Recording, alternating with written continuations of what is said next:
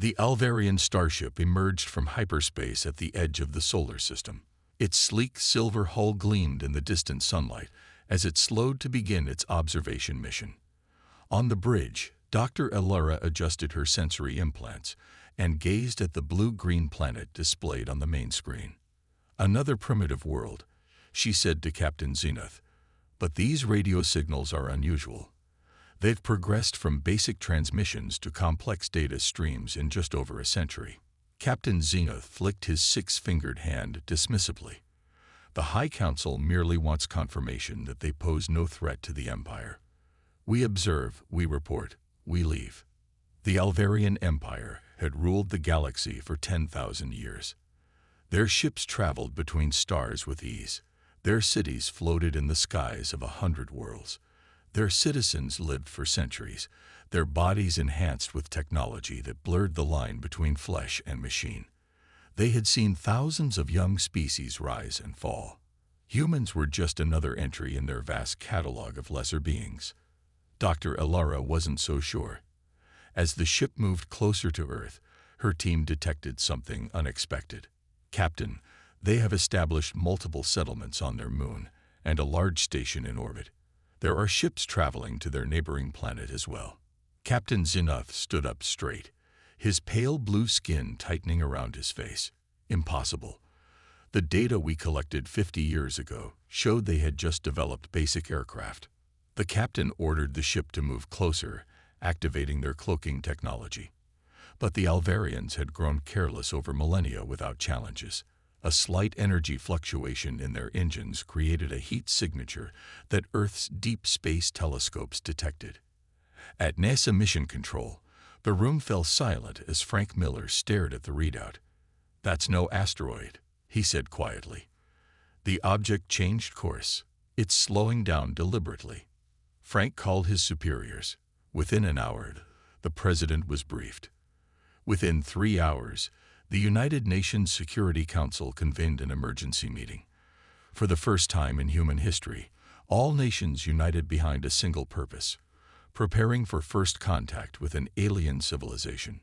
Lisa Johnson, the top UN diplomat, was flown to the massive radio telescope in New Mexico. Scientists believed they could send a message the alien ship might detect. "Keep it simple," Lisa told the communications team. "Universal mathematics first, then basic greetings in multiple languages." The message was sent. On the Alvarian ship, alarms sounded. "They've detected us," Captain Zenith said, his voice sharp with disbelief. "And they're attempting communication."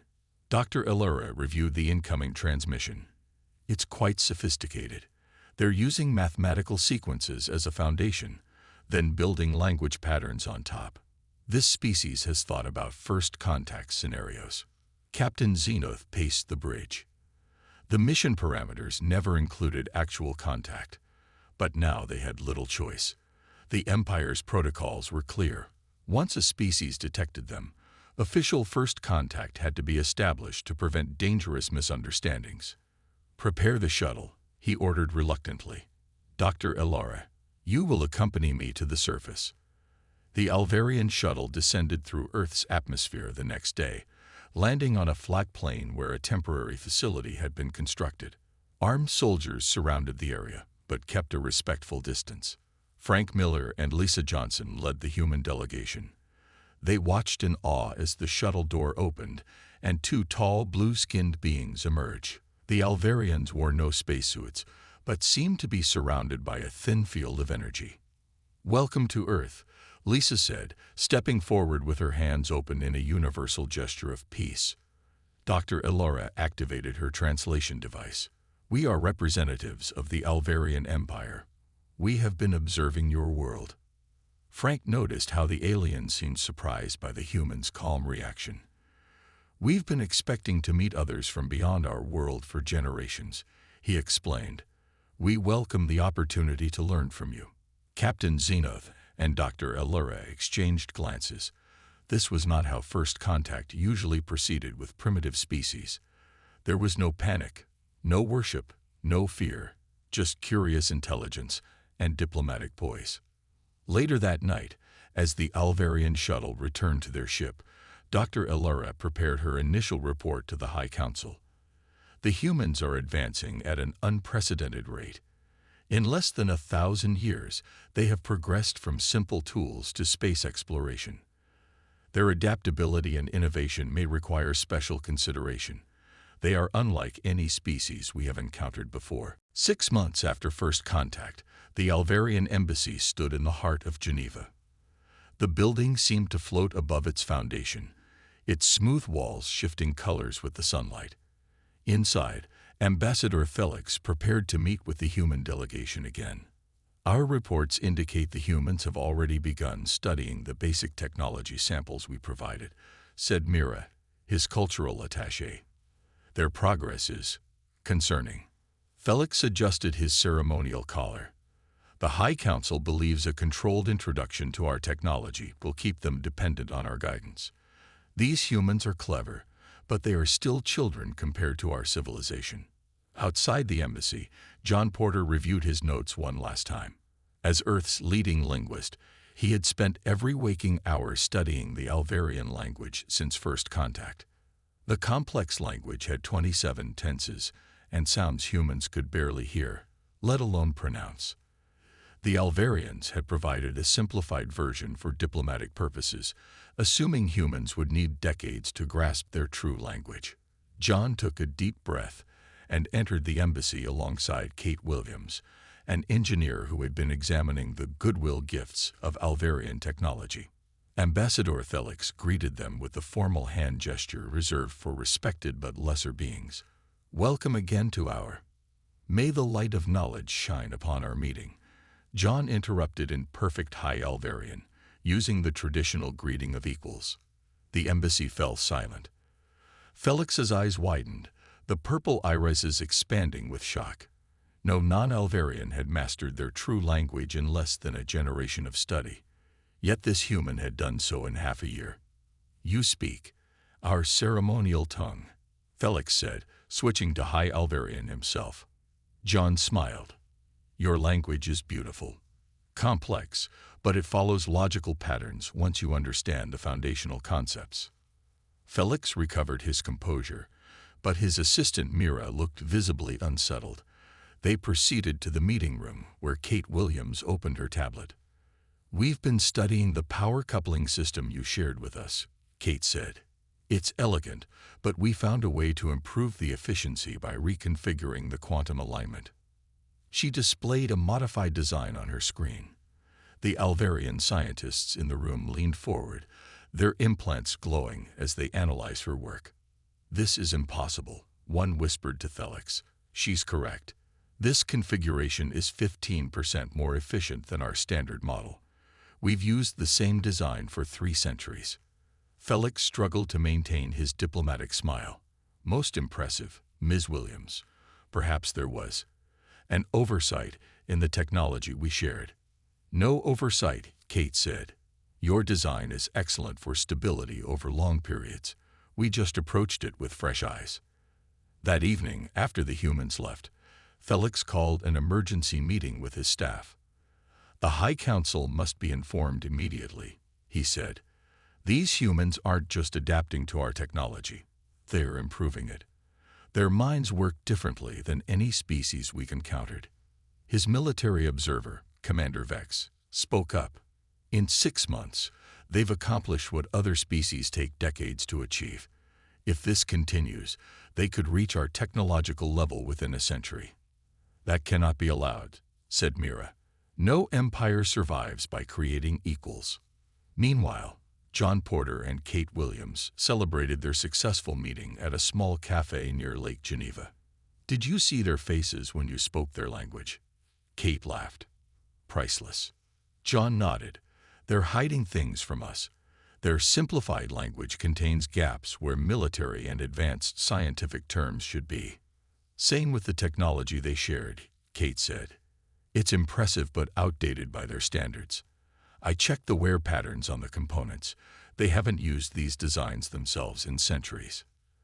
They're afraid of us, John said, stirring his coffee. They see us as children, but children who are growing up too fast. In his private chamber at the embassy, Ambassador Thelix composed his report to the High Council. The humans possess an unusual ability to understand and adapt to new concepts. They lack our patience and extensive knowledge, but their innovative thinking is unlike anything we have documented. I recommend immediate review of our integration protocols. These humans may require special containment measures before their advancement threatens Imperial stability. On the Alvarian capital world of Nexus Prime, the High Council gathered in their floating crystal chamber. 12 ancient beings sat in a perfect circle, their bodies enhanced with technology developed over thousands of years. Soft blue light pulsed through the floor as they reviewed Ambassador Thelix's latest report on humanity. "This is the third time they have surprised us," said Counselor Zeth, the oldest among them. "First with their rapid technological advancement, then with their mastery of our language. Now they ask permission to colonize another star system." Counselor Verax, leader of the diplomatic faction, leaned forward. "We should welcome them into the Empire as a protected species. Their creativity could benefit us if properly controlled." Controlled. Counselor Dren snorted. His metallic implants gleamed as he moved. "Did you not read the scientific report? 2 human researchers, Mary Davis and Paul Wright, have developed a quantum theory that our scientists thought impossible for a young species. They are advancing too quickly." The debate continued for hours. Some counselors argued that humans should be contained within their solar system. Others suggested more aggressive measures. In the end, they reached a compromise. Delay the humans without rejecting them outright. On Earth, the newly formed United Earth Alliance had built its headquarters in Auckland. Ambassador Alan Carter waited in his office for the Alvarian response to humanity's request to send a colony ship to Proxima Centauri. After 6 months of waiting, he received only a message about regulatory procedures that would take decades to process. Alan sighed as he read the message. "They're stalling us," he told his assistant. "They don't want us expanding beyond our solar system." His assistant nodded. "What will you tell the colony ship captain?" "Steve Bennett and his crew have been in final preparation for months." Alan looked out the window at the busy spaceport where the massive colony ship US Horizon waited. "I'll tell him the truth. The Alvarians are afraid of us." Across the city, in a research facility built partly with Alvarian technology, scientists Mary Davis and Paul Wright made the breakthrough that would change everything. Their laboratory hummed with energy as they tested their new quantum communication device. "It works," Mary shouted as the test signal appeared on their monitor. "Instant communication across any distance. No delay." Paul checked the readings again, his hands shaking with excitement. The Alvarians said this was theoretically impossible. They've been using quantum relay networks with light speed limitations for thousands of years. Mary looked at the small device they had built. It was crude compared to Alvarian technology, but it worked on principles the aliens had never discovered. They've been refining the same technologies for so long, they stopped looking for alternatives. "What do we do now?" Paul asked. "This changes everything about space travel, communication, even how we understand the universe." Mary thought for a moment. "We tell the Alliance. This technology means our colony ships could stay in constant contact with Earth, no matter how far they travel."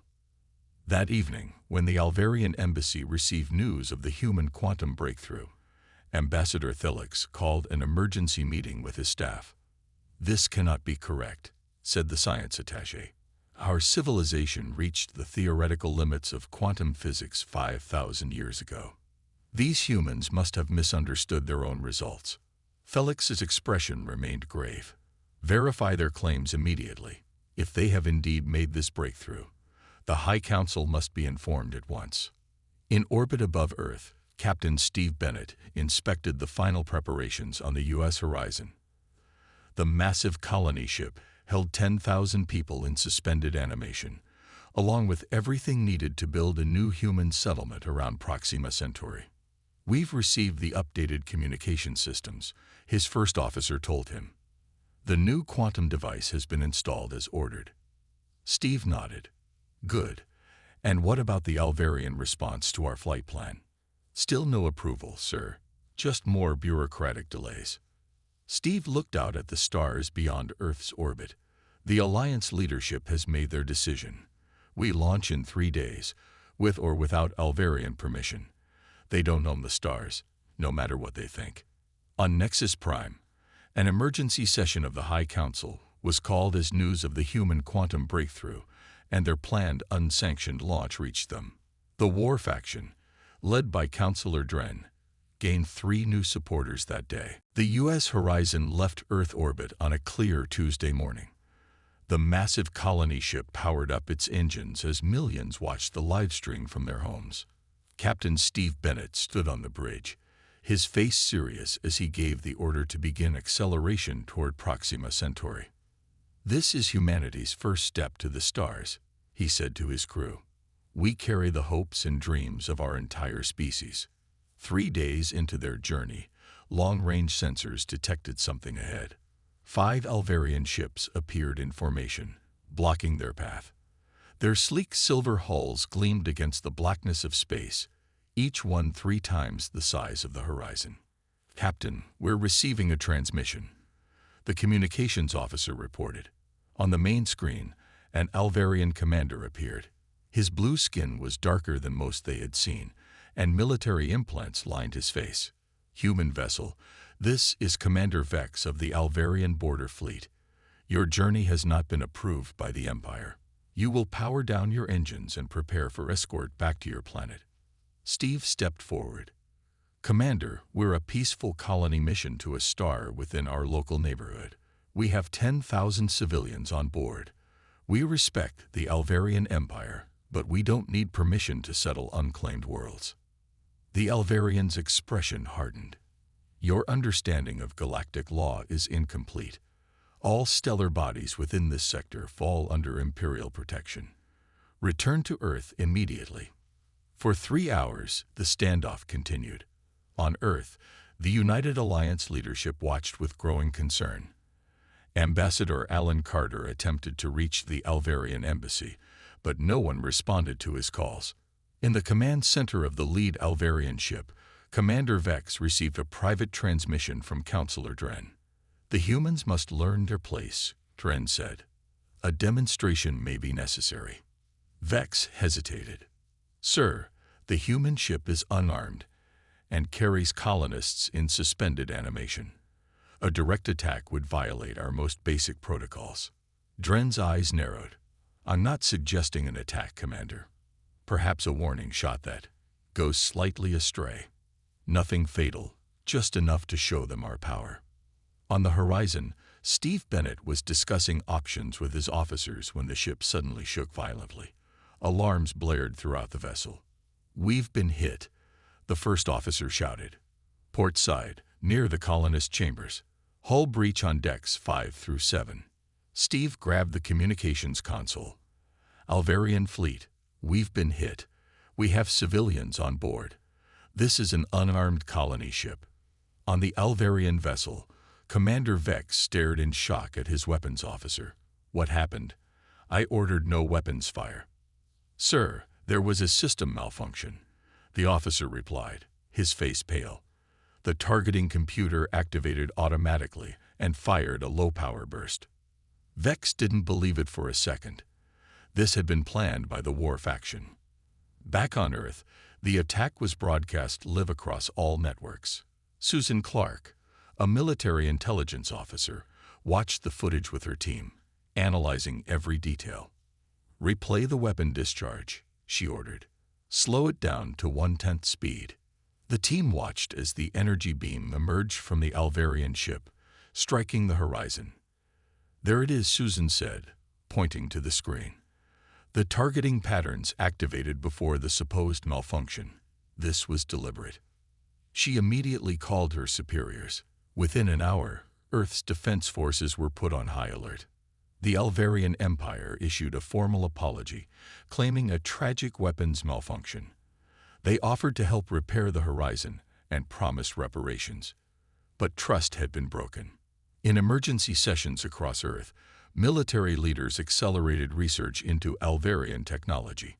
Engineers who had been studying the aliens' gifts now worked to understand their weapons and defenses.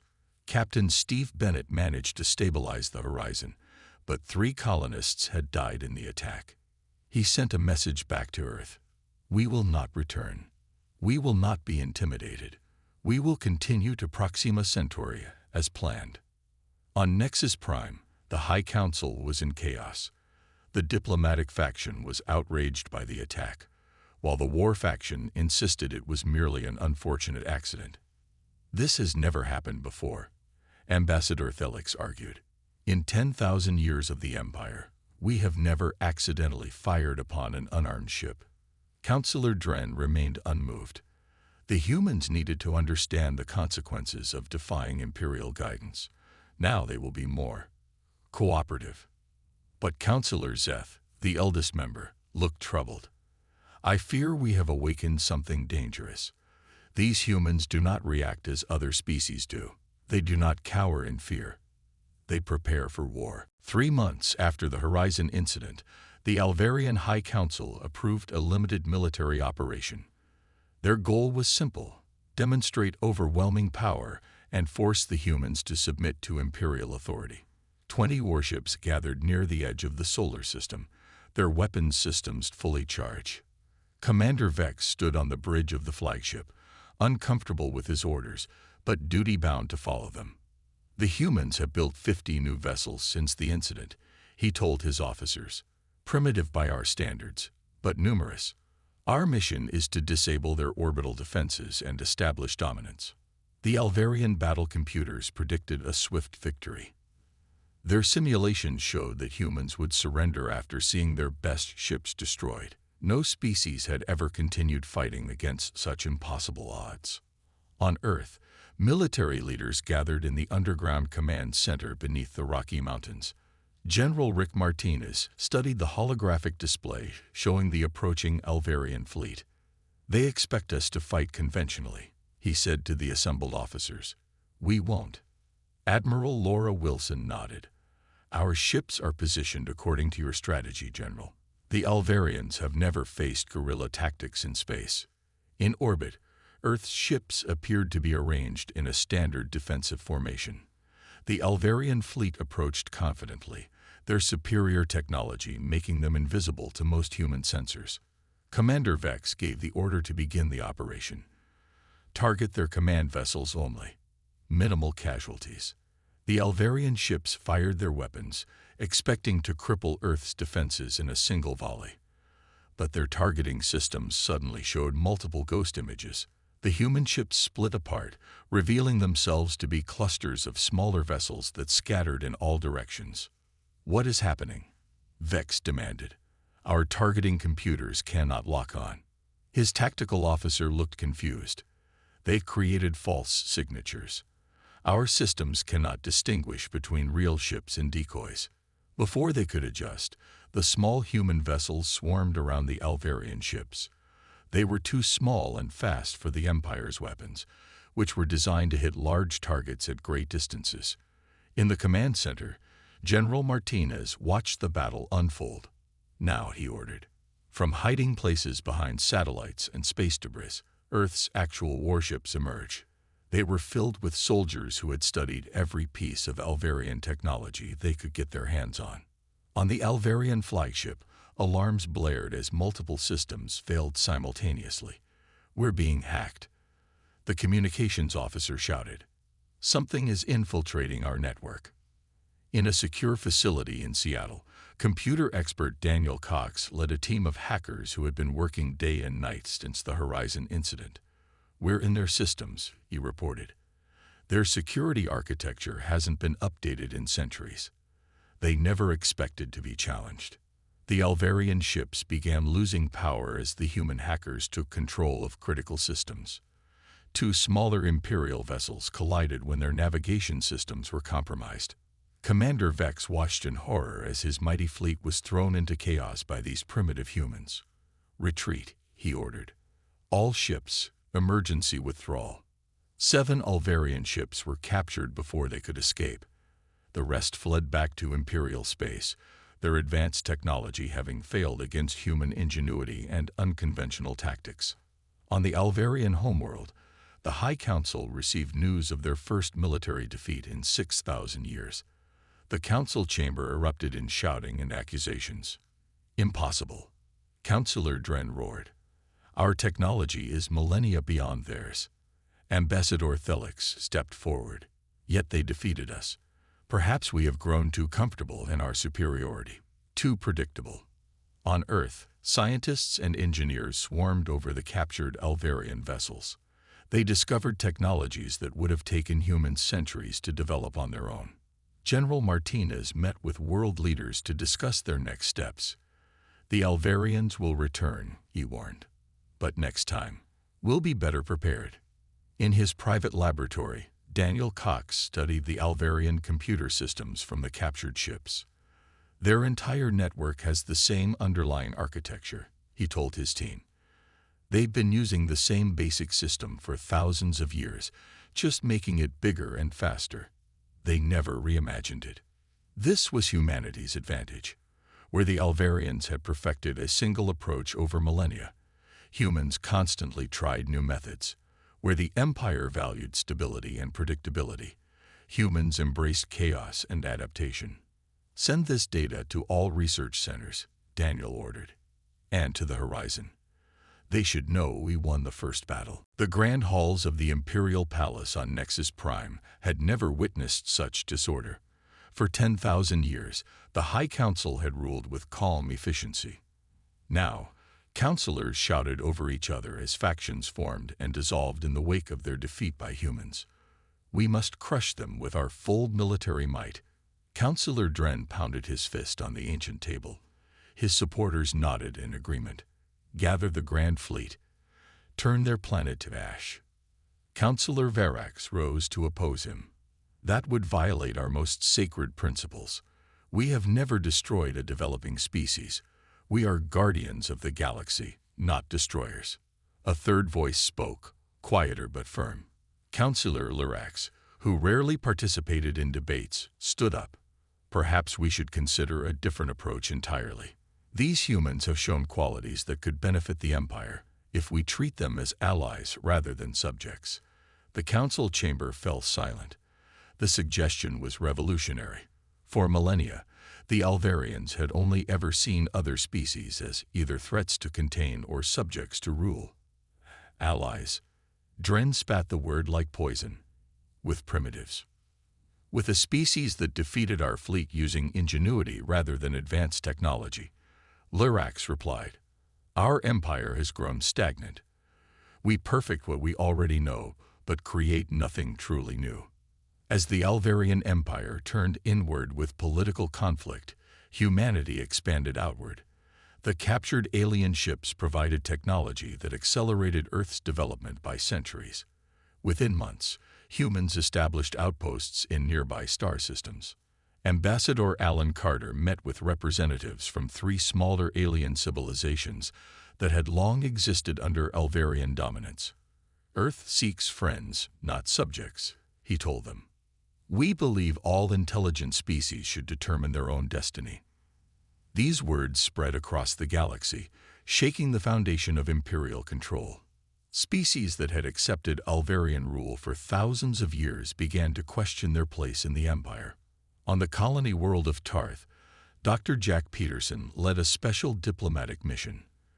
Unlike previous human representatives, he came not to challenge the Alvarians, but to offer something unprecedented. The Alvarian governor of Tarth, Kelax, met Jack in his floating citadel. "Your species continues to surprise us, human. First you fight, now you wish to talk." Jack placed a small device on the table between them. "This contains scientific discoveries we've made since studying your technology. But more importantly, it contains scientific principles your empire has never discovered." Kelax laughed. "Impossible. We have the accumulated knowledge of 100,000 years." "Knowledge built along certain paths," Jack replied. "But there are other paths you never explored, different ways of thinking about the same problems." To prove his point, Jack activated the device. A hologram appeared, showing a new method of faster-than-light travel that didn't use the quantum corridors the Alvarians had relied on for millennia. Keelak stared in silence, his implants glowing as he processed what he was seeing. "This cannot be." "But it is," Jack said. "We call it the jump drive. It requires less energy than your methods and can reach parts of the galaxy your ships cannot access." "Why show me this?" "This technology could threaten our control of trade routes." Jack leaned forward. "Because we don't want to be your enemies or your subjects. We propose a new relationship, equals with different strengths. You have stability and vast knowledge. We have innovation and adaptability." Keelak studied the human carefully. "You know that Counselor Dren and the war faction still call for your destruction." "We do. But we also know there are others in your empire who see a different path forward. We're betting on them." That night, Keelak sent a secure transmission to Counselor Lyrax.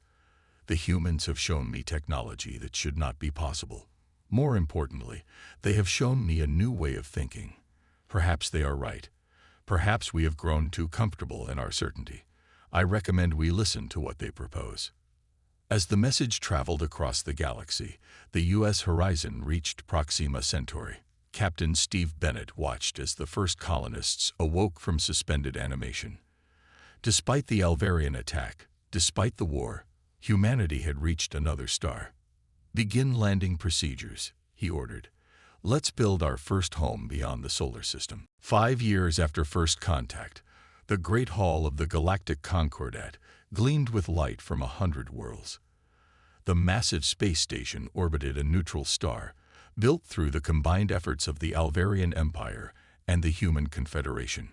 It served as the meeting place for a new type of interstellar cooperation. Peter Barnes, Earth's first galactic senator, walked through the hall with Zexara, the progressive Alvarian leader who had risen to prominence after the Imperial crisis. They made an unusual pair, the human with no technological enhancements, and the blue-skinned Alvarian whose body contained technology developed over thousands of years. "The trade agreement with the Lorians is ready for final approval," Peter said, checking his simple tablet. "Their representatives are impressed with how quickly we adapted our ships to transport their living crystal exports." Zexara nodded. "And our engineers have incorporated your jump drive technology into 15% of our fleet. The efficiency improvements are substantial." They stopped at a huge window overlooking the shipyard where vessels from a dozen species docked and departed. Humans worked alongside Alvarians, each bringing different perspectives to shared challenges. "5 years ago, my people were ready to destroy yours," Zexara said quietly. "Many still believe we should have. And many humans wanted to fight until we pushed the Empire back to its homeworld," Peter replied. "But here we are instead." The station's central chamber was preparing for a historic occasion. For the first time, 3 newly discovered species would join the Concordat. In the old system, they would have been assessed by Alvarian experts and assigned a development tier that would have limited their rights and opportunities. Now, they would enter as equals, with the same voting power as the founding members. Captain Steve Bennett, now Admiral Bennett, arrived with news from Proxima Centauri. "The colony is thriving," he told Peter. 50,000 people now. And we've established peaceful contact with the aquatic species on the 4th planet. Once, the Alvarians would have claimed authority over any intelligence found within their sphere of influence. Now they sent diplomats and cultural experts to help the humans establish ethical first contact protocols. In the research wing of the station, Mary Davis and Paul Wright worked with a team of mixed species. Their quantum communication breakthrough had been just the beginning. By combining human creativity with Alvarian precision and the unique perspectives of other species, they were developing technologies that none could have created alone. "It's ready for testing," Mary said as she calibrated the new device. "If this works, we'll be able to observe parallel realities." An Alvarian scientist, once part of the Imperial Research Division, shook his head in amazement. "For 3,000 years, we believed this was impossible. We stopped trying." "That was your weakness," Paul said without judgment. You perfected what you knew instead of questioning your assumptions. In the central chamber, the joining ceremony began. Representatives from 100 worlds watched as the new species took their places in the Concordat. Peter and Zexera stood together on the raised platform, symbols of how enemies could become partners. Today we welcome new voices to our galactic community, Zexera announced. We pledge to share knowledge, respect sovereignty, and face the universe's challenges together. Peter stepped forward. From Earth, we bring our human experience. We are young as a spacefaring species, but we offer our creativity, our adaptability, and our willingness to question what others take for granted. That evening, Dr. Elara, now ancient by Alvarian standards, addressed the final session of the old High Council before it transitioned to a new form of government. She had been the first to study humans up close, all those years ago. We believed our empire was the pinnacle of civilization, she said. We had ruled for 10,000 years. Our technology seemed perfect. Our society was stable. And then we met humans. The counselors listened in silence as she continued. They forced us to confront our stagnation. Their minds worked differently than ours. Where we sought perfection through refinement, they achieved breakthroughs through reimagining. Where we valued stability, they embraced change. She looked around at the faces of her fellow Elvarians, seeing how even they had changed in just 5 years. Perhaps we needed to be shaken. After all these millennia of stagnant certainty, perhaps the greatest empire is not one that remains unchanged for eternity, but one that can learn, adapt, and grow, even if the teachers come from a world we once considered primitive.